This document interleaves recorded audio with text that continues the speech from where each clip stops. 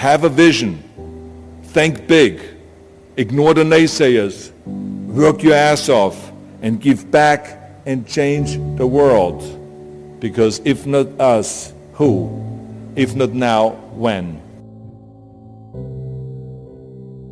What is the secret to success? And the long version is that I actually always had 5 rules. And everything that I did, I always used those 5 rules. And those 5 rules helped me to become successful in various different areas. And I believe that those rules can be applied to almost anyone and everyone. You don't need to be a bodybuilding champion. You don't need to want to be a governor of California or to be an action hero or anything like that. If you want to excel in whatever you do, those rules are for you. It's that simple. Now I have to tell you right off the top that I always was very intense. As a kid already, I was very intense and I was very hungry. I always wanted to be the best. I always wanted to be number one. I always wanted to get to the top. I never believed in just getting by. Now I have nothing against people that just want to get by, because I think there are many roads to happiness, but I think that we all here like to be successful and we are driven. So that's why those rules apply to you. So my first rule is find your vision and follow it. You see, I think it's the most important thing that we have a very clear vision of where we go. A goal, where do we go? Because you can have the best ship in the world. You can have the best cruise liner, but if the captain does not know where to go, that ship will drift around the world and out there at sea and will never end up anywhere. And this is exactly the way it is in real life. If you don't have a goal, if you don't have a vision, you just drift around and you're not going to be happy. This is why it is so important to have that vision. Now I created that vision in Austria because I grew up after the Second World War. Austria, right along with Germany, lost the Second World War, thank God. And the problem was that everyone was so depressed because they lost the war that there was alcoholism everywhere. There was, of course, depression. There was a terrible economic situation. There was famine. There was starvation and all of those things. And also it was kind of a little place and narrow. I felt I wanted to get out of there. I wanted to escape. And I couldn't see myself really to work there and to stay there, to work in a factory, or to work on a farm, or to even to follow my father's footsteps and to become a police officer. I couldn't see that either. As a matter of fact, that's what my parents wanted me to do.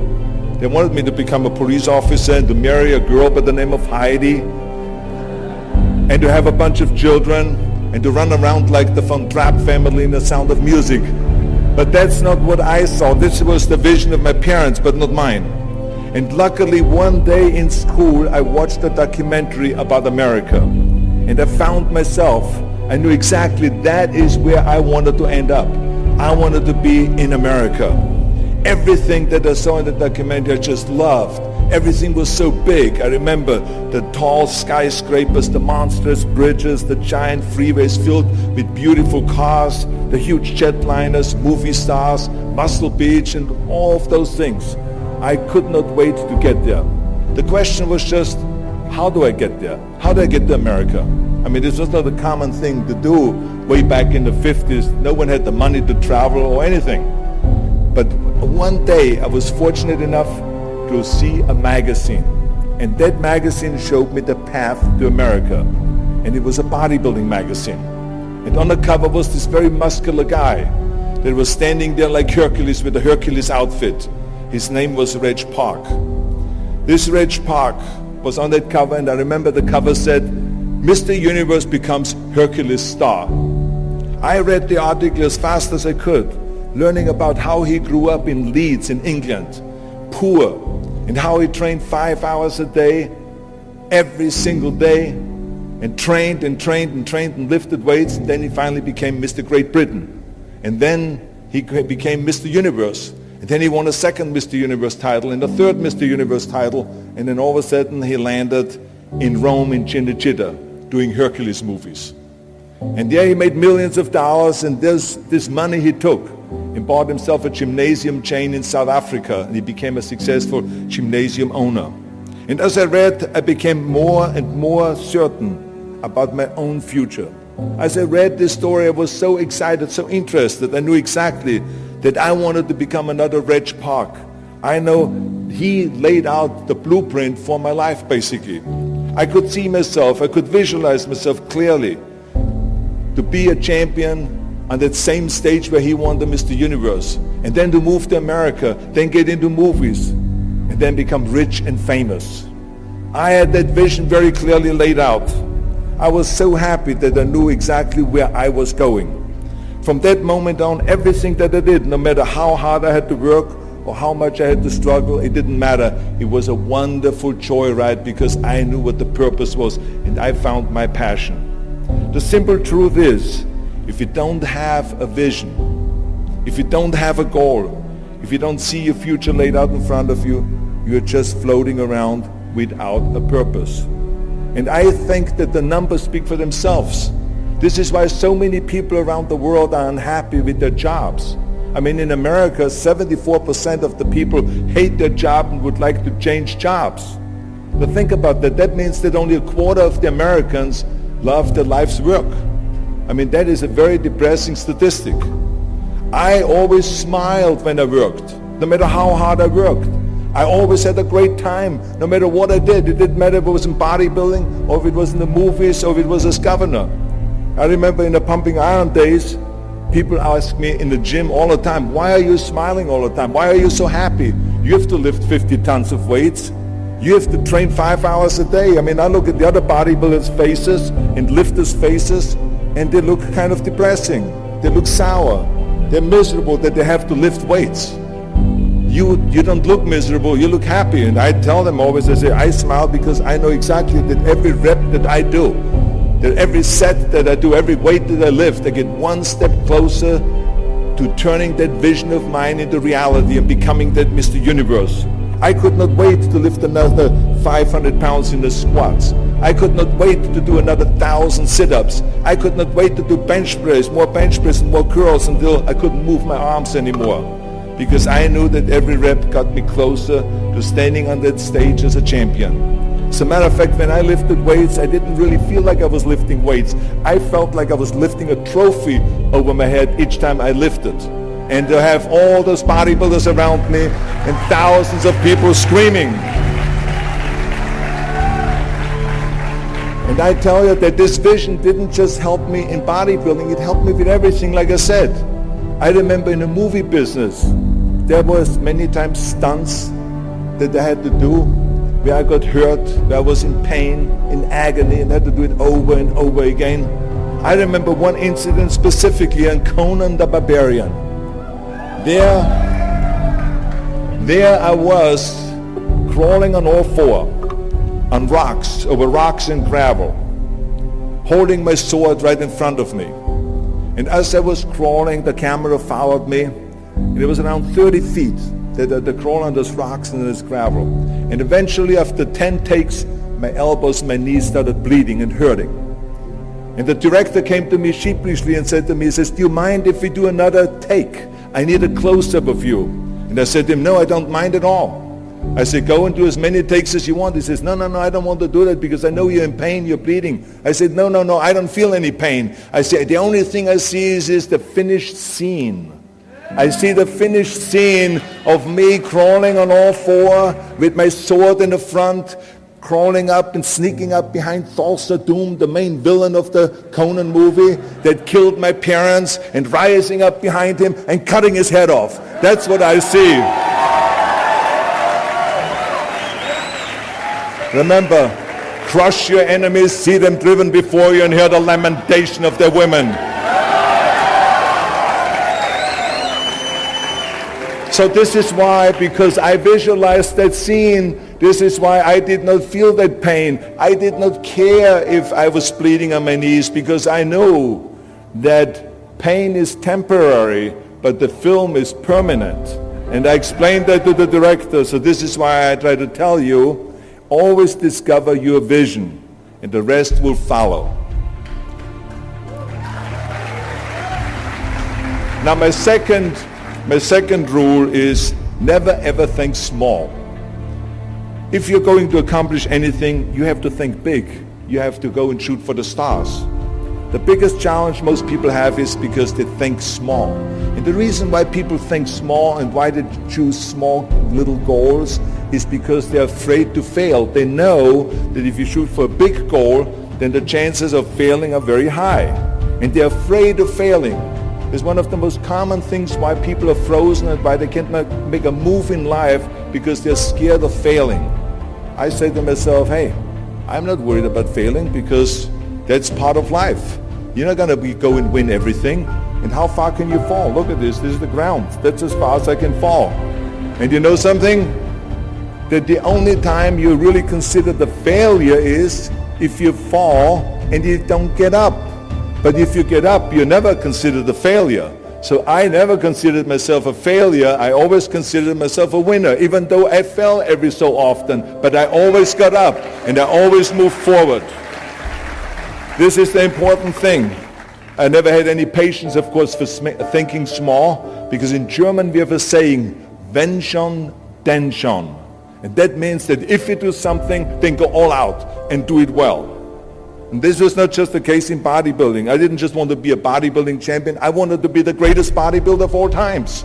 I wanted to have the most muscle, the most muscle of all times, the most definition. I wanted to win the most trophies, the most world championship titles. I just wanted to be the best. And the same is also in movies. I didn't just think about being in movies. No, I wanted to be a movie star. I wanted to have above the title billing. I wanted to become the highest paid entertainer. I basically wanted to be another John Wayne. What's wrong with that? And then the same is in politics. I didn't just want to go and be in politics and enter a race for city council. I mean, let's be honest. Does that sound right? Schwarzenegger, city council? No, come on. Not even Schwarzenegger and mayor. No, it had to be Schwarzenegger running for governor. But not just any governor, but governor of the greatest state in the United States, of California. That was the important thing.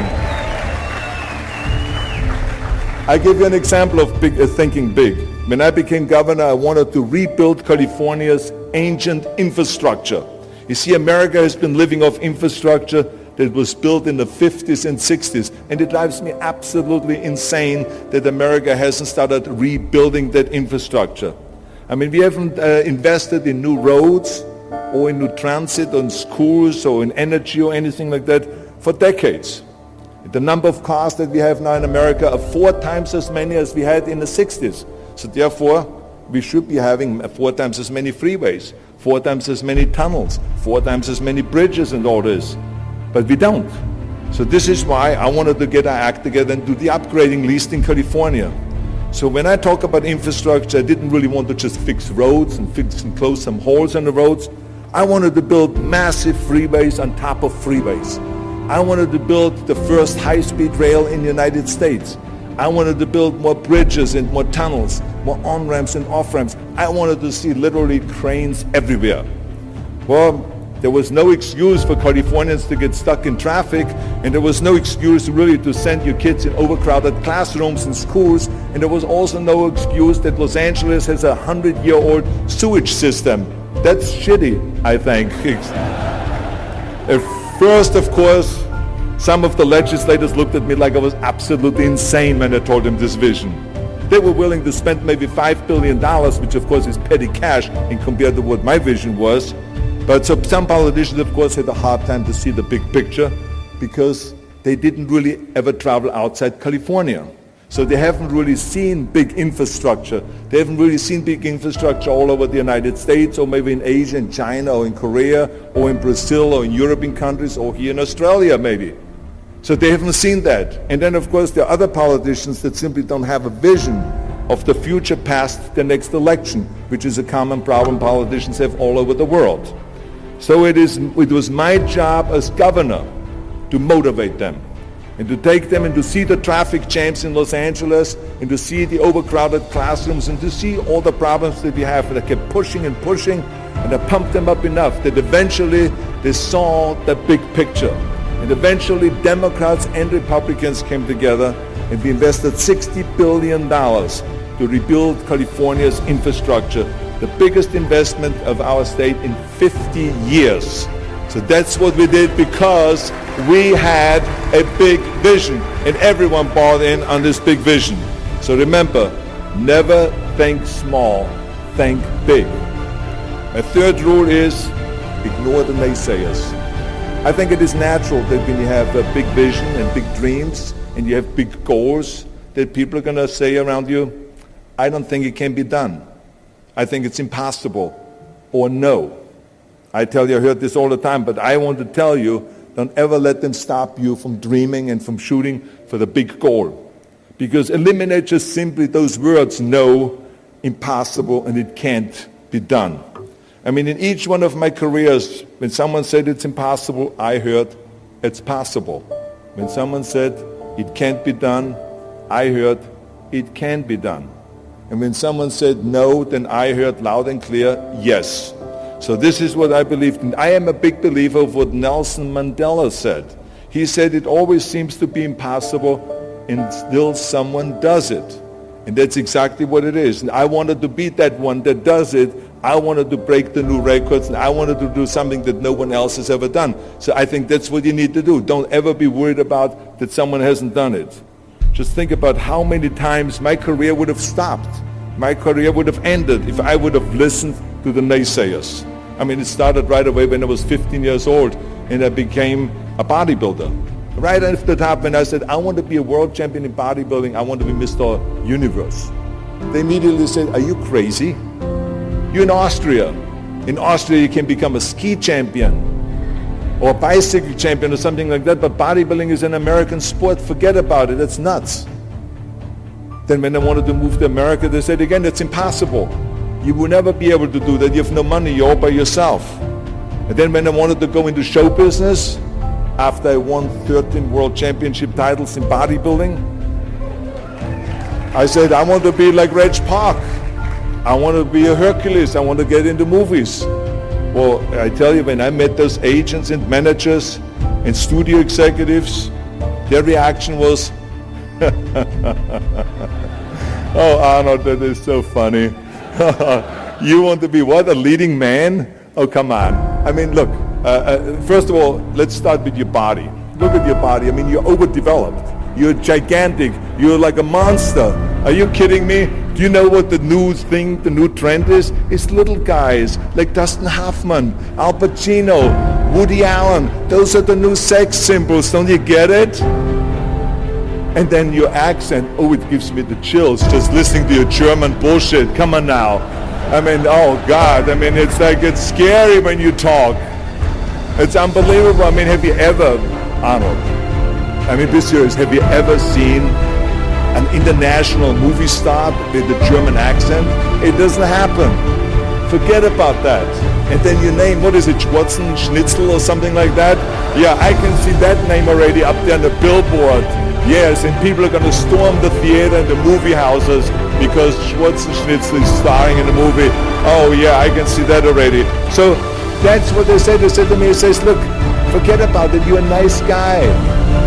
I mean, you're a bodybuilding champion. Why don't you open a gymnasium or a health food store or something like that? We can help you with that. And then we get you on the side some little parts, like maybe playing a bouncer.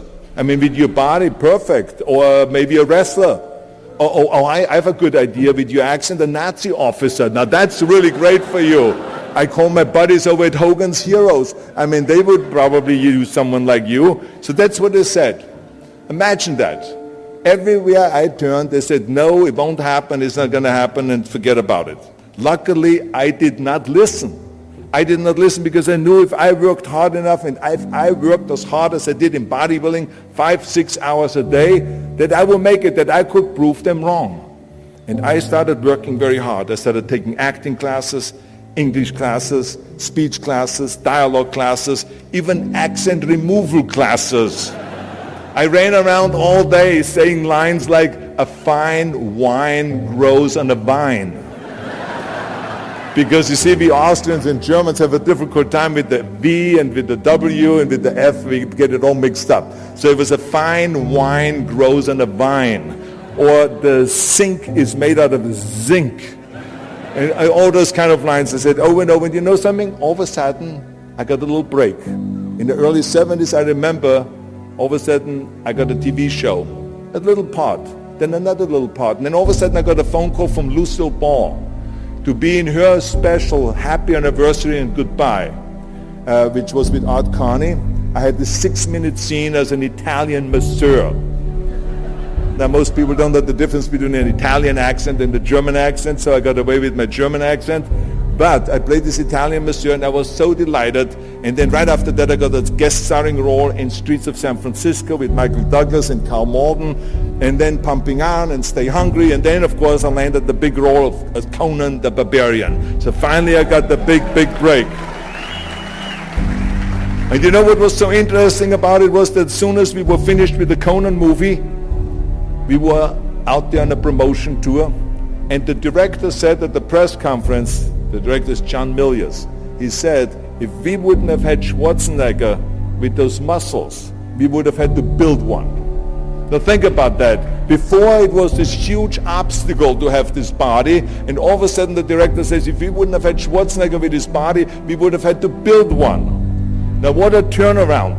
And then when I did Terminator, James Cameron said, which was really great, he said the "I'll be back" line became one of the most famous movie lines in history because of Arnold's crazy accent, because he sounded like a machine when he talks. So as you see, everything that the naysayers said was a liability became an asset. And the same was also in my political career. When I ran for governor, they immediately said, I shouldn't do it, it is a big mistake, it won't happen, I will lose, and all of those kind of things, and the rest, of course, is history. The bottom line is, if I would have listened to the naysayers, my career would have ended when I was 15 years old. I would be still yodeling in Austria, in the Alps, and I would not be talking here today to you. And the reason why I'm here today and talking to you is because I did not listen to you can't, or it's impossible, or no. So I just recommend to you very strongly, ignore the naysayers.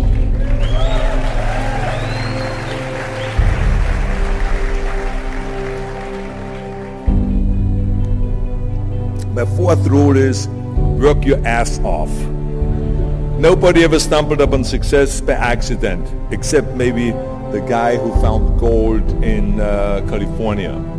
But don't ever think that you can be that guy. I mean, you never want to fail because you didn't work hard enough. I always believed no stone unturned. Work your butt off. That's what I always believed. No matter what you do, work. I remember Muhammad Ali, one of my great heroes, had a great line in the 70s when he was asked, how many sit-ups do you do? He said, I don't know, because I start counting only when it starts burning. When it starts burning, that's when it starts counting. You see, that's what makes you a champion. It doesn't matter in what area you're in. No pain, no gain. The bottom line is, one of my rules, which is work your butt off. If you don't apply that rule, all the other rules won't mean anything. I mean, it drives me absolutely nuts when people say, I don't have time to work out. Haven't you heard that many times? I don't have time to work out, or I have worked so hard all day, I'm tired, I cannot work out anymore, or I cannot read another book, or I cannot improve myself, or I don't have time, or I work so hard that I cannot really improve my business, or I cannot grow as a person, or any of those things. What the hell are we talking about here? I mean, the day is 24 hours, you sleep 6 hours, so you have 18 hours left. I mean, I know there's some of you out there that say, well, wait a minute, I sleep actually 8 hours, but that's just sleep faster, okay? You don't, I mean, let's not get bogged down with this stuff here. Listen, when I came to the United States, I remember that I trained 5 hours a day, every day, and I was managing a construction business, and I was a bricklayer, and I went to college also, and I took acting classes from 8 o'clock at night to 12 o'clock midnight. All of that in one day. Every day I did that. I did not worry about it. I knew that I had 24 hours and I didn't want to waste one single hour. Because I believe of what Ted Turner said, who is one of the great entrepreneurs who started CNN and so on. He said, early to bed, early to rise. Work like hell and advertise. So that's what I believe. Just remember, you can't climb that ladder of success with your hands in your pockets. You must work your ass off. It's that simple. And my fifth and last rule is, don't just take. Give something back. Leave your mark on the world. I believe that we all have an obligation to do something for our community, something for our state, something for our country. We must serve a cause that is greater than ourselves, because we all know that in the end we will be judged not by how much we made, but by how much we give. Ever since America greeted me with open arms, I've had this sense of responsibility, and I felt obligated to give something back to America, because I know that everything that I have accomplished is because of America. If it's my bodybuilding career, if it is my show business career, my political career, the money that I've made, my great family that I have, all of this is because of America. But I have to recognize the fact that America did not become the land of opportunity in this great country by itself. No, in history, people worked tirelessly in America. People fought and people died to make it the land of freedom and opportunity and the land of liberty. So now it is our responsibility, if we want to keep it the number one country in the world, to work for that and to give something back to that country. And it doesn't matter if you're in America, or if you're in Australia, or if you're in China, or if you're in Japan, or in Italy. It is the same thing. You all have to give something back to your country, no matter where you're from. Now, I love the words of my father-in-law, Sergeant Shriver, who started the Peace Corps, the Job Corps, legal aid to the poor during the Kennedy and during the Johnson administration. He was the number one public servant, and he always inspired me to become a public servant. He was one of my heroes. He said at Yale University at a commencement speech, he said to the students, tear down that mirror. Tear down that mirror that makes you always look at yourself. And you will be able to look beyond that mirror, and you will see the millions and millions of people that need your help. And I saw those millions and millions of people. And this is why I tried to take every opportunity that I could to give something back. I started training Special Olympians, people that were intellectually handicapped, to help them with weightlifting and powerlifting. I became the international powerlifting coach and the torchbearer for Special Olympics. Then later on, I joined the Simon Wiesenthal Center to fight prejudice, so we don't have the things happening again as we had during the Second World War, during the Nazi Reich. And I joined also the President's Council on Fitness. I became the chairman under President Bush from 1990 to 1993. To be the chairman and to promote health and fitness in all 50 states. I traveled all 50 states. I started after-school programs for the most vulnerable children, for inner-city children, to make them be able to say no to drugs, no to gangs, and no to violence, and to say yes to education and yes to life. And every single time I reached out and I gave something back, I felt fantastic. Nothing made me happier. I would rather play chess with an 8-year-old kid in an after-school program or play golf, a round of golf with a Special Olympian, than go down another red carpet of a movie premiere. And I have nothing against movies, but to give something back to me is more important than just to think about myself. Eventually, the joy of giving back was so great that I decided to become a public servant full-time and to turn my back, actually, and walk away from my career as an actor. After I finished promoting Terminator 3, I jumped into the race, into the governor's race in California, and I ran for governor. And even though my friends advised me not to do that, they said, "Are you crazy, Arnold? Don't you understand that you would lose now this $20-30 million a movie that you're getting paid? And they will only pay you $178,000 as governor a year?" Well, I didn't care, because I knew that all the money that I've made and to be in that position in the first place to make this money is because of America. It was time to give something back. So I became governor, and I didn't even take the $178,000. I gave it back to the taxpayers because it was petty cash. It's the last thing I needed. And I can tell you that those 7 years were the most exciting and the most rewarding and the most gratifying years of my life.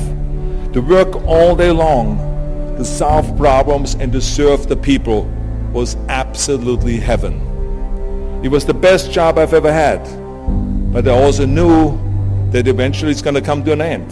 And after 2 terms, it did come to an end.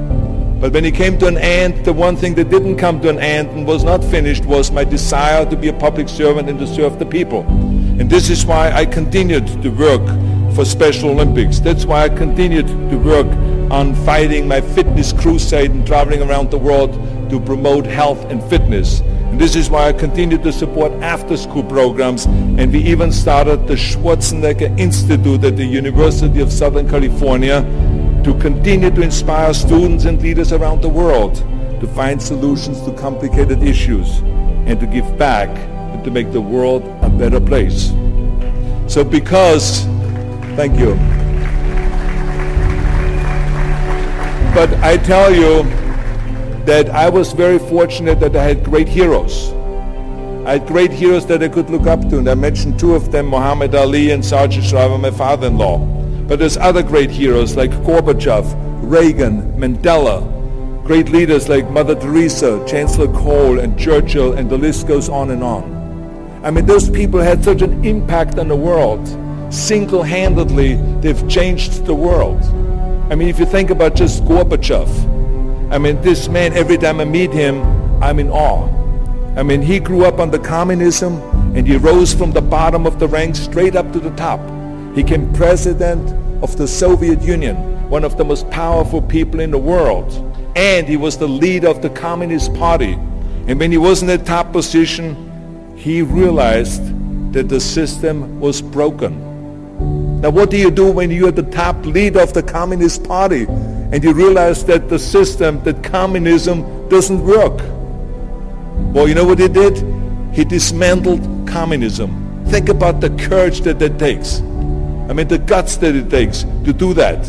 Think about that Gorbachev completely transformed his country with glasnost to give his people for the first time freedom.